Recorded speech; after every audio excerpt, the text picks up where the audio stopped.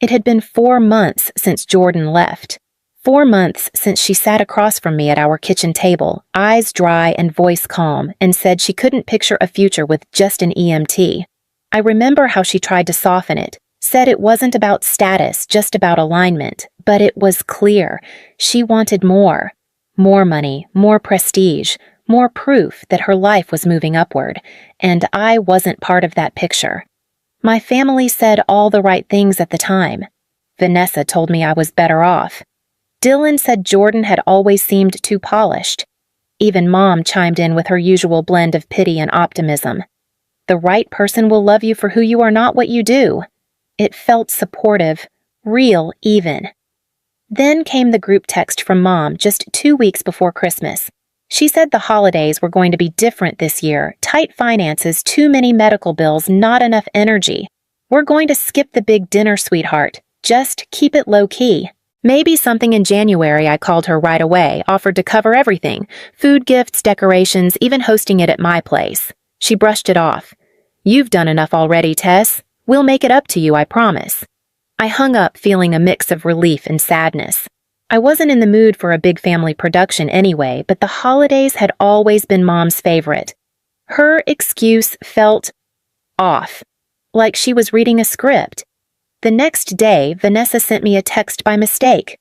Can you grab wine and those gingerbread things again? Same setup as last year. I stared at the message.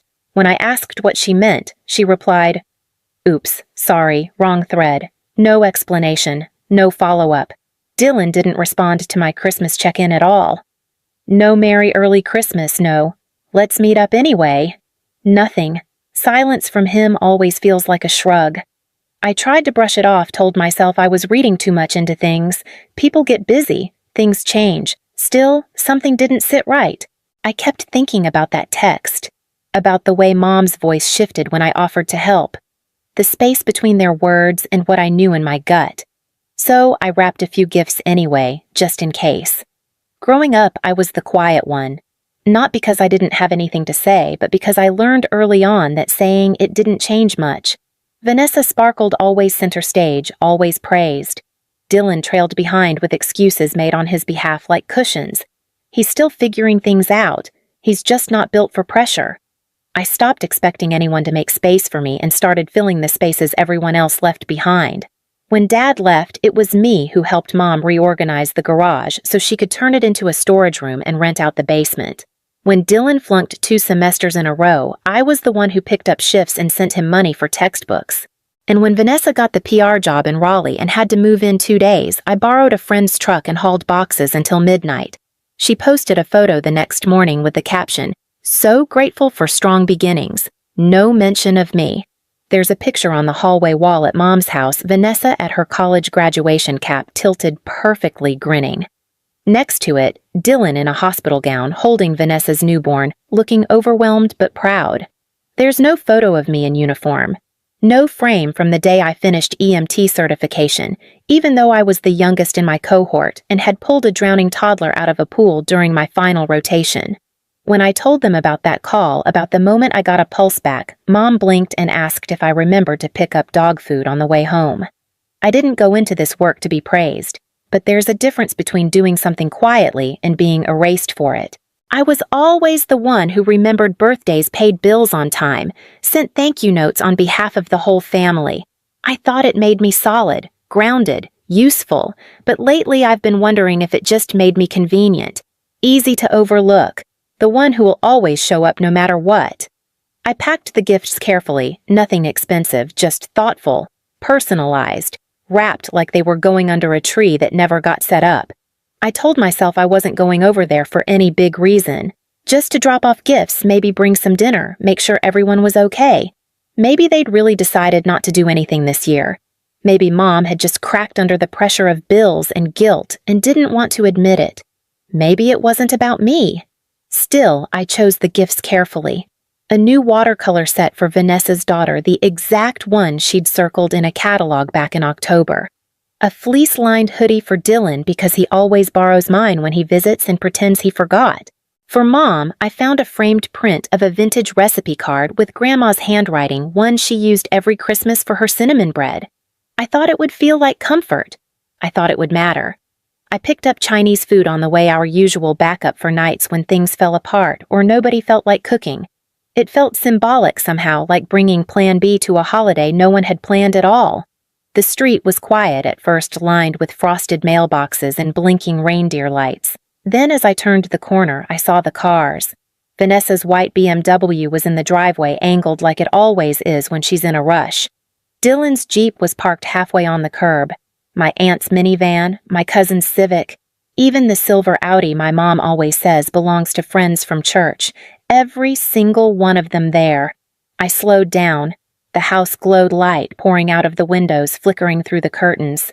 There were shadows moving inside, silhouettes, passing dishes, someone laughing. The front porch had a wreath. The steps were cleared of snow.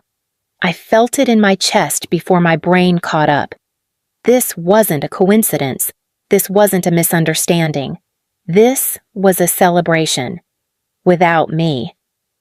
I turned off the engine, sat in the dark with the food containers cooling on the seat beside me, and tried to breathe past the tightness in my throat. Then I saw her. Through the living room window, Jordyn, standing next to Vanessa, laughing, holding a champagne glass. I don't even remember getting out of the car. One minute, I was gripping the steering wheel like it could hold me together, and the next, I was walking up the front steps, Chinese food bag dangling from my wrist like some pathetic holiday delivery person. Through the window, everything was bright. The dining table was set with the good china, the kind Mom only used for holidays and funerals. The centerpiece was lit with flickering candles, napkins folded into little trees like she'd learned from Pinterest. The tree in the corner glowed ornaments spaced perfectly, not a single bare spot. The kind of detail she used to say only mattered when everyone's together. I scanned the room once and saw them. Jordyn and Vanessa standing so close their arms brushed. Jordyn tilted her head and smiled, said something, and then passed Vanessa a champagne glass. Vanessa laughed, her hand resting briefly on Jordyn's elbow. Comfortable, familiar. My stomach dropped, a cold, hollow weight settling in my gut. They knew I'd see this. Maybe not tonight, maybe not like this, but eventually. They weren't hiding it. There was no shame in their posture, just ease. I stood there frozen, trying to piece it all together. When, how, why, my hand lifted before I made the decision. I pressed the doorbell. It rang out sharp, and just like that the sound inside shifted, laughter dulled, movement paused. Mom appeared in the hallway, glancing toward the door like someone hoping to see a neighbor or anyone else. But when she saw me, her face changed. Not fear, not guilt. Something worse. Disappointment. She opened the door halfway, blocking the view with her body like that might soften the blow. "Tessa," she said, voice tight. "What are you doing here?" I thought Christmas was canceled. I said each word landing heavier than the last. "You said you couldn't afford it." Behind her, silence stretched out. Jordyn turned her head. Vanessa stepped closer to her. Dylan stood near the fireplace, arms crossed. No one moved. Mom's hand hovered on the doorknob, unsure whether to close it or open it wider. "I brought food," I said, lifting the bag. "But it looks like I'm late." Vanessa reached the door before Mom could close it. "Tess," she said, like she wasn't sure if she was greeting me or bracing for impact. I stepped inside without waiting for permission. The warmth hit me first, the heat from the oven, the flicker of candlelight, the thick scent of roasted meat, and something sweet baking. Then came the silence. Heads turned. Conversations died mid-sentence. Jordyn lowered her glass eyes, glued to the floor. Dylan looked at the ceiling like he was studying it for cracks. I stood there in my boots, holding a bag of takeout like a peace offering in a war I hadn't known I was fighting. "It came together last minute," Mom said. Her voice was soft, her tone measured, like she was trying to keep the story straight without tipping it too far in either direction. "Vanessa offered to bring a few things, and it just evolved. We didn't think you'd be up for it." I glanced at Jordyn. She shifted her weight, but still wouldn't meet my eyes. "And Jordyn," I asked. She just happened to evolve into the guest list, too. Mom's smile wavered. "Jordyn's still close with Vanessa. You two ended on difficult terms. We didn't want to make it awkward." "For who?" No answer. I looked around. The table was fully set, extra chairs brought in, gifts stacked near the fireplace. This wasn't last minute. This was planned, intentional. Then I saw it, Mom's necklace, the one I gave her last year. I'd spent weeks saving for it, picking out the exact pendant I thought would mean something. She wore it now casually, like a reminder of everything I'd given, even when I got nothing back. I turned to Dylan. You couldn't text me back, but you could show up for this. He shrugged without looking at me. I laughed once, dry and low. Right. Of course. I dropped the bag of food on the entryway table, each container thudding against the wood. Why wasn't I invited? I asked the room, not just one person. Just give me that. No one answered. The silence said everything. No one said a word, so I said it for them. You planned this. All of you. While I thought we were canceling Christmas, you were organizing a whole dinner, decorations, wine, dessert, gifts, and you didn't think to include me. Why? Vanessa stepped forward, jaw tight. You and Jordyn were already done. Why would you want her here? I didn't say I wanted her here, I snapped. I'm saying I deserved to know. Vanessa crossed her arms. She and I have more in common, Tessa. She actually understands my life, my work. She doesn't just run into fires and call it a personality. That one hit harder than I expected. I looked at Jordyn, but she stayed rooted to the floor, lips pressed thin. Not a word, not even a flinch. I see, I said. So this wasn't just convenience. This was preference. Mom's voice cut in gently, like it always did when things got uncomfortable. Tessa, honey, you've always been strong, independent. Jordyn fits better with us now. Maybe it's time to let go. Fits better, I repeated. Fits better than the daughter who paid your utility bills last winter, who refinanced her own car loan to help you out after the surgery, who's been babysitting Vanessa's kid twice a week so she can keep her weekends. Dylan rolled his eyes. God, you take everything so personally. My hands clenched. You mean the time I covered your rent, or when you called me crying at 2 a.m. because you lost your job and I Venmo'd you my entire savings? The room got quiet again, but it was a sharp quiet. No one made eye contact. A glass slipped from someone's hand, I don't even know whose, and shattered on the hardwood floor. No one moved to clean it up. I took a step back toward the door. My bag was still there, untouched. The food inside now cold. I looked at the people I used to think I belonged to, my family, my ex all frozen in their shame or indifference, and I almost walked out. Almost. But something in me, something I'd spent years quieting, told me not to leave just yet. Not without saying the things I had kept locked behind politeness and obligation for far too long. I turned back around. By the time I got back to my apartment, the adrenaline had burned off and left a heaviness behind, more bone-deep than exhaustion, more bitter than rage. I dropped my keys on the counter, kicked off my shoes, and sat in silence. No music, no TV, just the sound of my own breathing, too loud in a room that finally felt like mine. I pulled out my phone and typed the message quickly. No dramatic build-up, no explanation. You canceled Christmas, but kept the gifts, the help, and the silence. Don't call. Figure it out yourselves. I hit send, and for the first time in years, didn't care what they thought of me. I logged into every account they had access to, credit cards, joint bills, emergency contacts, and removed them one by one. Dylan was no longer authorized to use my Amazon Prime.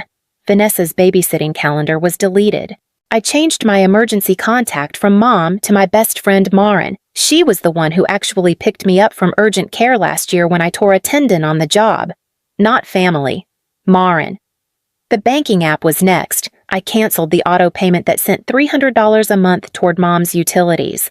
That number had grown quietly over the years, starting as just for a little while and never stopping. I told myself it was the right thing to do, the loving thing. But I wasn't sure love should cost this much. I went through my contacts and blocked every number but Mom's. I didn't trust myself to cut her off completely, not yet. There was still a piece of me that clung to the hope she'd call with something real, something different than guilt or denial. But I wasn't holding my breath. The apartment felt quiet in a way that wasn't lonely. It felt new, empty in a way that made space, not pain. For once, I wasn't bracing for a phone call or a favor or a text asking for money disguised as a check-in.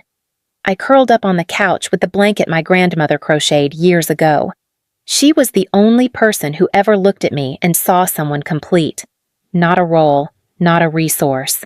I turned off the lamp and let the dark settle in. The messages came slowly at first. A text from Jordyn 2 weeks after the dinner. I didn't expect to see you that night. I'm sorry if it hurt you. I didn't respond. A week later, another. We never meant for it to happen that way. That was always the line, wasn't it? That way. As if the betrayal had been a scheduling issue. Vanessa emailed. The subject line was, "Can we talk inside?" was a stream of words pretending to be an apology. I'm sorry you felt left out. It wasn't personal. You've always been so intense about things. Like, the problem was my reaction, not their choices. Dylan texted next. No preamble. Just, "Do you think you could help me cover rent this month? I'm in a bit of a bind." I deleted it without reading the rest. Instead of responding, I spent my evenings updating my resume. There was a listing for a wilderness rescue medic position in Oregon remote terrain, fast response teams, unpredictable weather. It sounded like peace and adrenaline all wrapped together. I applied. 2 interviews later, I got it. Packing was easier than I expected. I kept what mattered: my gear, my books, the quilt from Grandma, the necklace Mom wore that night but never mentioned again. Everything else I donated. I left without saying goodbye. My new place sat at the edge of a pine ridge. Snow, deeper sky, wider air, sharper. People didn't ask what I did in real life. They knew this was real life. I wasn't the helper anymore. I was just Tessa.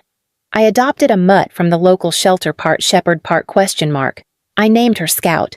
We spent Christmas together. I wore flannel pajamas, made cocoa from scratch, and watched the fire burn low without checking my phone once.